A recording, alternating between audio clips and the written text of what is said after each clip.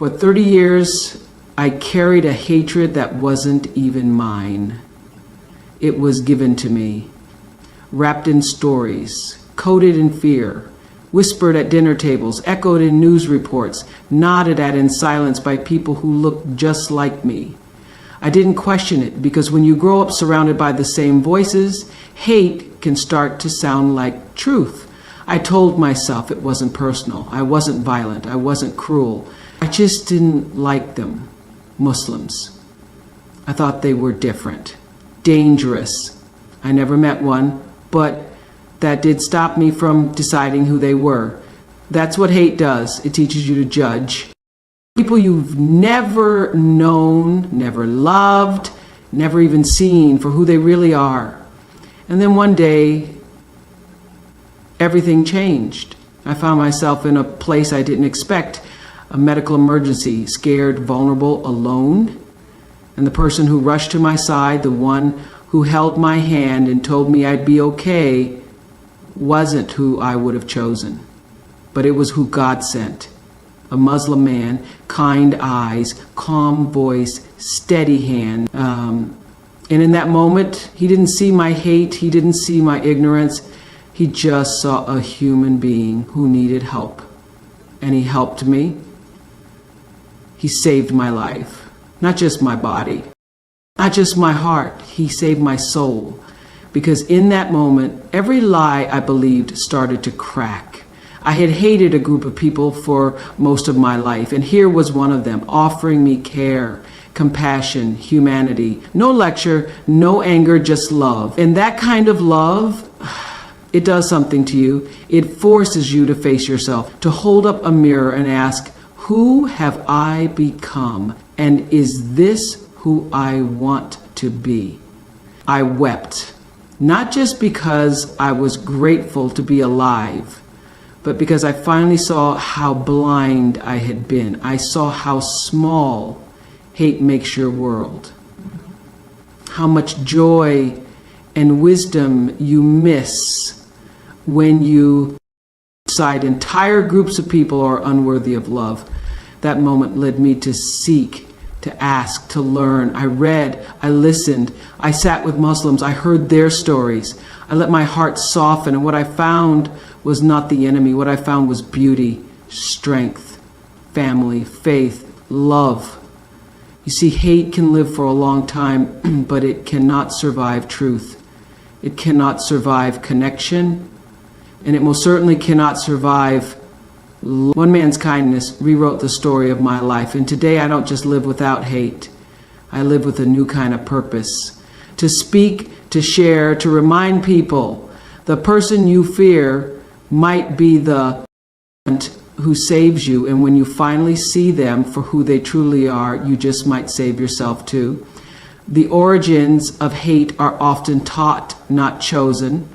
I wasn't born hating anyone. No child is. We come into this world wide-eyed, curious, open to everything and everyone. We don't see race, religion, skin tone, or language. We see faces. We hear laughter. We feel warmth. But somewhere along the way, that innocence is interrupted. Seeds are planted, subtle comments, side glances, news headlines, warnings disguised as wisdom. And slowly, without realizing it, we begin to inherit something that never belonged to us. Hatred, especially the kind that lasts for decades, is rarely something we choose on our own. It's something we're taught, intentionally or not. It's passed down like an old family heirloom, tucked inside culture, religion, community, even silence. And the most dangerous part, we often don't even recognize that we're carrying it. I remember being young and hearing the whispers, not loud, not obvious, but always there. Little remarks about them, questions that weren't really questions, jokes that weren't really funny. And every time I heard those things, they carved a small path in my mind, a path of separation, of otherness. I didn't know their names, I never stepped into their homes, but I was being taught how to feel about them. And the lesson was clear, they were not like us. They were dangerous, they were wrong. And so over time, I built a wall, not from bricks, but from beliefs. And behind that wall, I placed every person I was told not to trust. I never asked where the wall came from. I never stopped to wonder if the stories were even true. Because hate, when it's learned early and reinforced often, starts to feel like safety. It starts to feel like belonging, like loyalty. You don't question it. Not because you're evil, but because you think you're protecting something, yourself, your people, your version of truth. But what no one tells you is that hate doesn't just lock others out, it locks you in. It shrinks your world, it numbs your compassion, it replaces curiosity with suspicion, and it steals your ability to truly see people. You don't see the father working 2 jobs to feed his family. You don't see the young girl dreaming of becoming a doctor. You don't see the grandmother praying for peace. You just see a label, a threat, a stereotype. What I've come to understand is that most hate doesn't begin in the heart. It begins in the absence of truth. It begins when we let fear speak louder than experience, when we let the voices around us drown out the quiet knowing inside us that every human being is born with worth, with dignity, with the right to be seen and known for who they really are. When I met the man who would later save my life, a man who happened to be Muslim, I realized just how wrong I had been, not because he lectured me, not because he tried to change my mind, but because his actions, his kindness, his humanity made it impossible for me to keep holding on to the lies I'd learned. That moment shattered the illusion I built over 3 decades. It forced me to see how I had been living, not with truth, but with inherited fear. And here's the thing about fear. When it's taught to you as a child, it's hard to untangle. It weaves into your identity. You carry it into adulthood thinking it's yours, but it's not. It was given to you. And that means you can return it, you can unlearn it, you can choose a different story. The origins of hate are rarely original. They come from someone else's pain, someone else's misunderstanding, someone else's wounds. And when you recognize that, you take the first step toward healing, not just for yourself, but for the world around you. Because unlearning hate isn't just a personal journey, it's a sacred responsibility. It's how we stop the cycle. It's how we build something better. And it starts the moment we ask ourselves, who taught me to hate? And what truth might I find if I dare to let go? Living with a hardened heart isn't something that happens all at once. It's not like one morning you wake up and decide to select yourself off from the world. It's subtle, it builds. It begins with disappointment, with pain, with betrayal, whether your own or someone else's. And then layer by layer, you start protecting yourself, you put up walls, you shrink your compassion, you become careful with your love, and over time, without even realizing it, you stop feeling altogether, not just pain, but joy too, connection, empathy, wonder. You become numb. That's what a hardened heart does. It doesn't just shield you from what hurts, it keeps out everything beautiful too. When you live with a hardened heart, you start confusing strength with distance. You think being guarded means being powerful. You think coldness is clarity. You tell yourself that trusting people is naive, that compassion is a weakness, that being soft is a risk you can't afford. And slowly, that kind of thinking begins to shape how you see the world. You begin to categorize people. You file them away in boxes labeled safe or dangerous, us or them, worthy or not worth it. I remember living like that. I remember walking through life with this invisible armor, never letting anyone too close, especially not the ones I'd been taught to fear. It was heavy, that armor, exhausting, but I thought it was necessary. I thought it was the only way to survive in a world that felt too different, too threatening, too unfamiliar. But what I didn't realize then was that hardness isn't the absence of pain, it's the burial of it. It's pain that has nowhere to go. It's sorrow that's been silenced. It's fear that's never been named. And when you carry that inside for years, it calcifies. It turns into bitterness, resentment, prejudice, even hate, and it starts leaking into every part of your life. Your relationships, your choices, your worldview. You start reacting instead of reflecting. You assume the worst before anyone even speaks. You miss opportunities for healing because you don't recognize the language of love anymore. That's the cost of a hardened heart. It doesn't protect you. It isolates you. And the scariest part, you forget what softness feels like. You forget what it's like to be moved by someone else's story. You forget how good it feels to simply care. And then something happens. Something cracks the surface. For me, it was a moment I never saw coming. A life-threatening experience. Fear. Real fear, not imagined, not secondhand. And in that moment of absolute vulnerability, the person who stepped in to help me, the one I least expected, the one I'd spent decades fearing, was the one who reminded me of something I had buried long ago. We're all human, we all bleed, we all hurt, we all need. That act of kindness didn't just save my life, it broke through everything I thought I knew. It didn't shout or force or argue. It simply loved. And my hardened heart, so used to being guarded, so used to being right, didn't know what to do with that kind of love, so it cracked. And once it cracked, it couldn't go back to being cold again. Because love changes everything. It doesn't always arrive the way we expect. Sometimes it shows up in the hands of someone we've been told to avoid. Sometimes it speaks a language we were taught not to trust. But when it comes, when it really comes, it melts what hate has frozen. Living with a hardened heart may feel safe, but it's not freedom. It's a prison, one built from fear, kept intact by pride, and guarded by the ghosts of things we never chose to heal.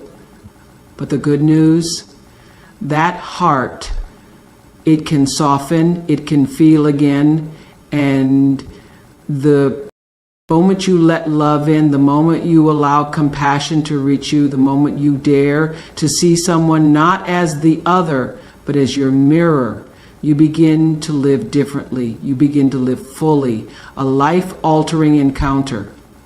Sometimes it only takes one moment to undo a lifetime of misunderstanding, one encounter, one act of unexpected grace, one human being showing up in a way that shakes the very foundation of what you thought you believed. That's what happened to me. And I will never forget it. Not because it was dramatic, not because it made headlines, but because it was real, it was raw, and it changed me. I had carried the weight of hate for 30 years. It was quiet, polite even, the kind that hides behind politically correct words and safe distances. I didn't scream at people. I didn't attack anyone. But deep down, there was a part of me that saw Muslims as different, as dangerous, as other. I had learned to keep my distance emotionally, spiritually, even physically. I had spent a lifetime reinforcing a wall built on fear, fed by media, shaped by stories I never bothered to question. Then came the day everything fell apart. I was in crisis. A sudden, terrifying medical emergency. It hit me like a storm, unexpected and fast. I was alone, scared, vulnerable in a way I had never been before. There was no time to think, no time to calculate. I needed help. I needed someone, anyone. And he came. He didn't ask who I was. He didn't hesitate. He moved with calm and confidence, guiding me, supporting me, making sure I stayed conscious. I remember his voice. It was steady, reassuring, warm. I remember his touch, gentle but strong. I didn't even realize he was Muslim until later. It wasn't something he announced. It was just there in his name, and his prayer whispered under his breath as he worked to keep me alive. That moment rewrote everything. Because here's the truth. I had spent decades preparing myself to fear someone like him, but when it really mattered, when my life was hanging by a thread, it wasn't someone who looked like me who saved me. It wasn't someone from my church or my neighborhood. It was a man I had judged without knowing. A man I had kept at a distance in my mind. A man I had silently feared. And in that moment, he gave me what I had refused to give him: compassion. Without question, without bias, without hate. It humbled me, because hate is loud when it's unchecked, but it goes silent in the presence of real love. When you're lying there, helpless, and the only thing between you and the end is the very person you've spent years distrusting, your soul wakes up. It can't hide behind the stories anymore. It can't pretend not to see. The wall begins to crack, and through that crack, the light gets in. That encounter didn't just alter my physical fate, it transformed my heart. It forced me to confront the lies I'd accepted. It showed me that humanity is not something we earn with labels or belief systems. It's something we all carry equally, divinely. I saw that man not as a Muslim, not as the other. I saw him as a human being who chose love over judgment, action over assumption. And through that choice, he handed me a mirror. He didn't ask me to believe what he believed. He didn't demand anything from me. His presence, his kindness, his care, it spoke louder than any sermon, any protest, any argument ever could. It said, see me, not your fear, not your bias, me. And I did. That moment began the unraveling of everything I thought. I knew it sent me on a journey to ask, to learn, to listen, to sit with what made me uncomfortable, to open my heart to stories that had once felt too foreign to understand. And in doing so, I didn't just find truth, I found healing, I found release, I found peace. We often talk about big dramatic conversions, about sudden awakenings, but sometimes all it takes is one human moment, one sacred act of care, one unexpected encounter that reminds us that hate is learned, but love is who we really are underneath it all. And once you taste that kind of love, the kind that shows up when it doesn't have to, the kind that chooses compassion even for someone who once carried hate, you can't unsee it. You don't want to. Because in that moment you realize this is what it means to be fully human. The shocking power of kindness. Kindness is often dismissed as soft, as ordinary, as something too gentle to change anything real. But when it shows up at the right moment, in the right way, from the most unexpected place, it doesn't just change situations, it changes people. It changes hearts. It redefines what we thought we knew about ourselves and about each other. That's what makes kindness so shocking, not because it's rare, but because its power is so underestimated. I spent 30 years believing I had the world figured out. I thought I understood who I could trust, who I needed to keep my distance from, and who simply didn't belong in the story I was writing for my life. I didn't hate loudly, I hated quietly.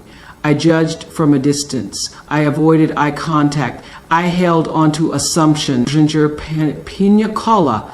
I justified my beliefs with stories I had never questioned. And then kindness came for me, not in a familiar voice, not in a familiar hand, but in the form of a man I had spent a lifetime fearing. It wasn't what he said, it was what he did. He helped me in my moment of greatest need, not knowing me, not needing anything in return, and without hesitation. His kindness was pure. It wasn't strategic. It wasn't performance. It was simply human. That was the shock, that someone I had labeled, someone I had been warned about, someone I had kept outside the circle of my heart, could turn out to be the exact opposite of everything I believed. You don't forget that. kind of moment, because it doesn't just challenge your ideas, it confronts your soul. It leaves you standing in the rubble of your old beliefs, forced to pick up the pieces and ask, what else have I been wrong about? What struck me most wasn't just that he helped me, it was how he did it, with grace, with dignity, with humility. His kindness didn't come with a lecture or a lesson. It came with silence and strength. It came from his eyes that said, you're safe, from his hands that said, from his spirit that said, you matter. And in that moment, everything inside me softened. Everything I had armored myself with, fear, pride, prejudice, began to dissolve. Because you can't meet real kindness and remain the same. It leaves a mark. It changes the temperature of the room, the rhythm of your breath, the direction of your thoughts. It opens doors in your heart you thought were permanently closed. I had spent years preparing for conflict, but I wasn't prepared for kindness. I was ready for confrontation, but I wasn't ready for compassion. And that's why it shook me so deeply, because it came from a place I had turned away from, and still it met me where I was without judgment. Kindness is power. It's not weakness. It's the kind of power that doesn't control you. It frees you. It doesn't demand. It invites. And once you receive it, truly receive it, you start seeing the world differently. You start looking at people and wondering what they've been through. You start noticing their humanity instead of their differences. You start thinking about how many others like you are walking around with a hardened heart that's just waiting for someone to show them another way. And here's what I've learned since. Kindness doesn't need a stage. It doesn't need applause. It just needs a heart that's open enough to see pain and brave enough to respond with love. It has the power to dismantle decades of hate. It has the power to heal generational wounds. It has the power to reach across every line we've drawn, religion, race, gender, culture, and say, you are still worthy of love. That's what I experienced. And that's why I will never be the same. Because when you've lived with a heart full of walls, and one act of kindness breaks through them all, you begin to live a new kind of life. A life not ruled by fear, but fueled by love. A life where every person is a potential reminder of how much good still exists in this world. And sometimes that reminder comes from the last person you ever expected. That's the shocking power of kindness. It shows up, changes everything, and leaves you forever grateful that it did. Unlearning the lie, unlearning is harder than learning, because it requires you to go back and challenge the foundation you were standing on your whole life. It demands more than new information. It demands humility, the ability to say, I was wrong. And for 30 years, I lived by a lie, not a loud, obvious one, a quiet, invisible lie, one that whispered in the back of my mind. You already know who they are. You don't need to question it. That lie was never shouted at me. It was planted subtly through conversations, through television screens, through silence in church pews when injustice happened elsewhere. It grew in the spaces where curiosity was replaced by fear. It flourished in environments where difference was treated like danger. I didn't know. I had built my understanding on a lie. I thought I was just being cautious, just being smart, just protecting myself. But what I was really doing was imprisoning my heart. When I say I hated Muslims, I don't mean I walked the streets with signs. I mean, I looked at them and saw a category, not a person. I saw something unfamiliar and called it untrustworthy. I heard prayers I didn't understand and assumed threat instead of reverence. And I didn't realize that every time I believed the worst about someone, based solely on their faith, I was feeding a lie that didn't come from truth. It came from fear. Unlearning that was the hardest thing I've ever done. Because it requires more than education. It requires confrontation of your own ego, your own comfort, your own certainty. It means sitting with the shame of who you to be. It means asking, what else have I judged before I understood it? And when you start pulling at that thread, you begin to see how deeply the lie had embedded itself, not just in your thoughts, but in your actions, your relationships, your worldview. The first crack in the lie came when one man, a Muslim man, saved my life. No lectures, no demands, just pure selfless care. And that moment shattered something inside me because it directly contradicted everything I thought I knew. It made the lie uncomfortable to hold. Suddenly I had to ask myself, if this one belief was wrong, what else might be? And that's when the journey began, not of learning something new, but of unlearning the old, of going back to the beginning and saying, I want to see this clearly now. I started reading not just headlines, but holy books. I started listening not just to what others said about Islam, but to Muslims themselves. I started watching not for mistakes, but for beauty. And what I found broke my heart in the best way. I found devotion, discipline, compassion, struggle, joy, faith, all the things I held dear in my own spiritual life mirrored in a tradition I had once deemed foreign. I began to see the shared humanity in our differences, and I began to feel the weight of the years I had wasted believing something that wasn't true. Unlearning a lie doesn't make you weak, it makes you brave. Because it means you're willing to look truth in the eye, even when it hurts. It means you're choosing to grow, even if that growth costs you